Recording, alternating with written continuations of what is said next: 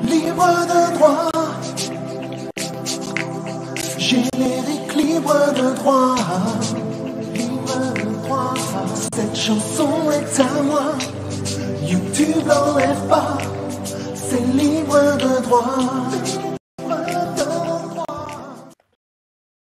Voilà, Bisa Karim, on t'aime. Je commence. C'est mieux. C'était un homme, un vrai, mais il avait des fêlures. En attendant de les combler, il attendait le signal lui permettant de pénétrer à l'intérieur du bâtiment où se déroulait la réception.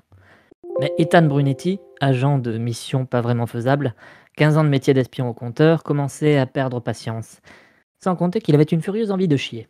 Passé 30 ans, on supporte moins bien les hauts tacos, juste avant une mission. Dom, on en est où? Dom, l'atout technologique du groupe, enfin sur le papier, essayait de se souvenir des bases qu'il avait appris en école d'espion, 6 mois plus tôt. Le réseau internet russe est rempli de zones blanches. Et mon ordi a bugué. J'appuie sur contrôle là-dessus pour depuis 2 minutes, mais l'écran est toujours noir. C'est pire qu'un écran bleu, ça. Tu sais, c'est pas parce que tu es dans un bureau à 10 km de nous que je peux pas venir te casser la tête. Finn était noir. Les mauvaises langues le surnommaient Kota, mais on disait surtout de lui qu'il avait le physique d'une armoire à glace et que si les choses chauffaient, il serait ravi de se retrouver en première ligne. C'est bon, l'image est revenue. Bien. Où en est Amélia? Avec le gros poisson, elle a réussi à le ferrer dans sa ligne? Les métaphores de pêche te plaisent? Si tu veux mon avis, il faudrait changer d'hameçon. Là, elle est encore dans la salle de réception et la caméra est pourrie. J'essaie d'augmenter la netteté. Oh mon dieu. Quoi? Est-ce que c'est le moment où on rentre et on leur casse tous la tête? Non, attendez. Elle est au buffet et elle mange? Quoi? Mais bordel, c'est pas ça pour ça qu'on la paie, hein. Bon, on entre. Rappelez-vous, le document qu'on cherche doit se trouver dans la salle, juste après le poste de sécurité, et on ne repart pas sans lui. Quelques mètres plus loin, dans la salle de réception, Amelia avait passé des heures à coudre sa propre robe de soirée. Elle y avait mis du cœur, et le fondateur de Desigual aurait sûrement dit qu'elle avait bien fait. Pour l'instant, Igor Dyatlov, le méchant, ne l'avait pas encore remarqué. Pleine de dépit, elle avait déjà englouti 2 verrines de salade de pommes de terre et s'apprêtait à goûter aux tartines de crème de betterave quand, soudain, on peut difficilement s'empêcher de poser les yeux sur la plus belle femme de la pièce, murmura un Igor Dyatlov tout frétillant. Mais c'est pas en flattant comme ça que vous allez m'avoir, hein. Je suis un profil star sur Tinder, vous savez. J'ai une chambre privée à l'étage. Ça vous dit? Ça dépend. Il y a de l'alcool ou pas? Tout le champagne que vous voudrez. Bah, j'aime pas le champagne, ça me donne des gaz affreux. Allez, salut. Amélie, t'es censé l'occuper, tu te rappelles? Amelia se rapprocha de l'intéressé et le retint par le col. Ah, finalement, ça pourrait être sympa. Je sais de source sûre que vous, les Russes, plus les P sont forts et plus ça vous fait rire. On y va? Tentatrice. Je vous en prie, passez devant. À quelques pas de là, près du PC sécurité. Bordel, Finn, l'étrangler, je dis pas, mais t'étais pas obligé de l'égorger en plus. Regarde-moi ça, des chaussures toutes neuves.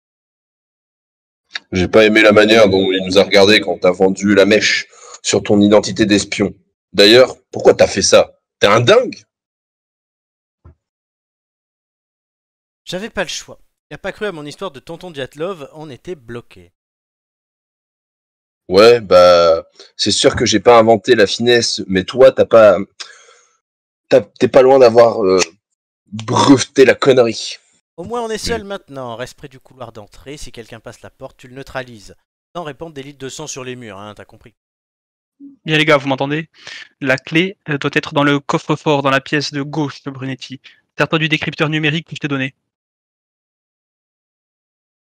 Non, mais ça marche jamais, tous ces gadgets, tous claqués. En même temps, s'ils n'avaient pas réduit le budget de la division équipement, moi je dis ça, bon. On va faire à ma sauce plutôt. Pendant ce temps, dans la chambre privée du méchant. Vous savez, d'habitude, les femmes espionnes n'ont pas vraiment ce genre de profil. Oui, bah, moi, pendant le confinement, j'ai pas été à la piscine, j'ai appris à faire des madeleines. Alors, merde, hein. Puis, de toute façon, l'hypersexualisation des femmes espionnes, c'est... attendez, vous avez dit espionne? Je ne suis peut-être pas une sommité très chère, mais j'ai des yeux partout. Je vous ai vu régler votre micro à la seconde où vous êtes entré dans la salle de réception. Amélie, je t'avais dit de pas toucher au bitonio de volume. On est encore plus grillé qu'une une tranche de brioche. Tu me fais perdre. Faut décamper. Vraiment, si vous me laissez pas partir, je dirais que vous m'avez violée. Ça fera un scandale et d'autres suivront. Et là, adieu les réceptions, adieu les virils et le champagne qui fait prout. Vous pouvez aussi devenir ma femme. Je suis très riche. Vous sous-entendez donc que toutes les femmes sont vénales? Ah bah, très progressiste comme discours, bravo. Pas toutes, mais vous, oui. Bon, allez, d'accord. Mais pas trop longue la lune de miel, hein? J'ai des réseaux sociaux de blogueuses culinaires à entretenir et des jeunes recrues à éduquer, moi. Ethan Brunetti avait déjoué toute la sécurité du complexe. En fait, un pauvre type de la sécurité qui s'était fait éventrer l'artère fémorale par un film plus décomplexé que jamais.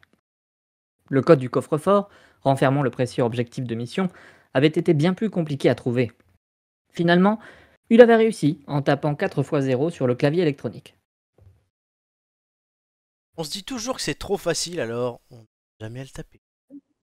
Ouais, n'empêche que t'as laissé la trace de tes grosses paluches partout sur le clavier. C'était bien la peine de te filer des gants latex. Je m'en suis servi pour autre chose, et je suis certain que tu n'aimerais pas savoir quoi. J'en frissonne de dégoût. Quel document? Attends une seconde, Brunetti. Finn se tenait entre Ethan et la porte. Un calibre 45 à la main.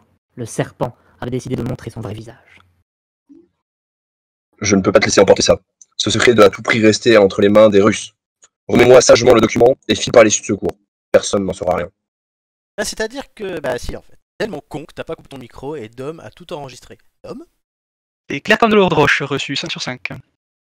Merde. Bon, on file. Où est Amélia? On s'en tape, elle s'en sortira toute seule celle-là. C'est une femme, et nous sommes dans un récit progressiste après tout, non? Ainsi fut dérobé le plus grand secret des Russes. La recette secrète des antivomitifs présents dans les burgers de McDonald's avait été élaborée par des chimistes peu scrupuleux au pays de la vodka. Mission accomplie, agent M. Super, bon. Votre prochaine mission, si vous l'acceptez, sera aller de me chercher une pelote de laine bleue à l'épicerie de Nice. J'ai une veste de ton à tricoter, moi. Et elle va pas se faire toute seule. Merde Amélia, on avait dit qu'on séparait les histoires perso et le boulot. Ouais, mais j'ai quand même dû me taper une lune de miel à Minsk avec ce gros porc de Diatlov. Alors, tu m'en dois une, Doudou. Bon ok, mais c'est toi qui remplis le rapport. Où est notre fils? Oh, sûrement en train de monter sa quillette à la voisine. Et laisse-le tranquille un peu. C'est un Italien après tout. Non? Ainsi, les États-Unis sauvèrent leur secret et fabriquèrent des générations d'obèses fans de coca et partisans de Donald Trump. Et les espions un peu nazes de missions pas vraiment faisables étaient en stand-by, en tout cas jusqu'au prochain épisode. Attendez, là il y a un truc qui va nous péter à la gueule. Et on aura un message dans la semelle de notre chaussure, c'est ça? Non, c'est juste que j'ai plus d'idées et qu'il faut conclure parce qu'on est trop long. Mais qui sait, Ethan Brunetti reviendra peut-être.